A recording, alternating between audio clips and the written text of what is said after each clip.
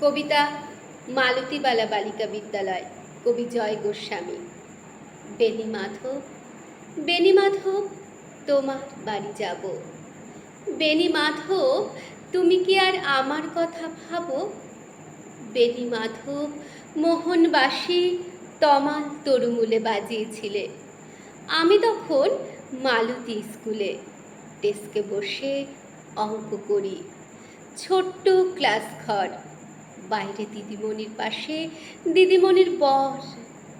আমি তখন নবম শ্রেণী, আমি তখন শাড়ি। আলাপ হলো বেনি মাধব সুলেখাদের বাড়ি। বেনি মাধব, বেনি মাধব লেখা পড়ায় ভালো। শহর থেকে বেড়াতে এলে আমার রং কালো। তোমায় দেখে এক দৌড়ে পালিয়ে গেছে ঘরে। বেনি মাধব, আমার বাবা দোকানে কাজ করে। গুঞ্জে অলি গুঞ্জে তবু ফুটেছে মঞ্জুরি। সন্ধেবেলায় পড়তে বসে অঙ্কে ভুল করি। আমি তখন নবম শ্রেণী, আমি তখন 16।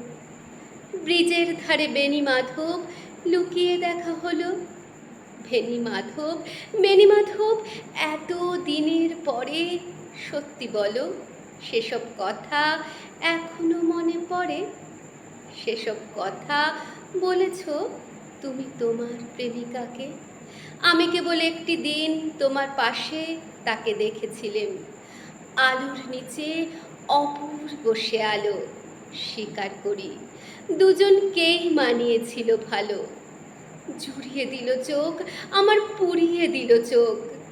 বাড়িতে এসে বলেছিলেম ওদের ভালো হোক। রাতে এখন ঘুমোতে যাই একতলার ঘরে। মেঝের পরে বিছানা পাতা, জ্যোৎস্না এসে পড়ে। আমার পরে জীবন ছিল চোরাপথের বাঁকে মিলিয়ে গেছে। জানি না আজ কার সাথে থাকে। আজ জুটেছে, কাল কি হবে কালের ঘরে শনি। আমি এখন এপাড়ার সেলাই দিদিমণি। তবু আগুন, বেনি মাধব, আগুন জলে কই। কেমন হবে আমিও যদি নষ্ট মেয়ে হই। ধন্যবাদ।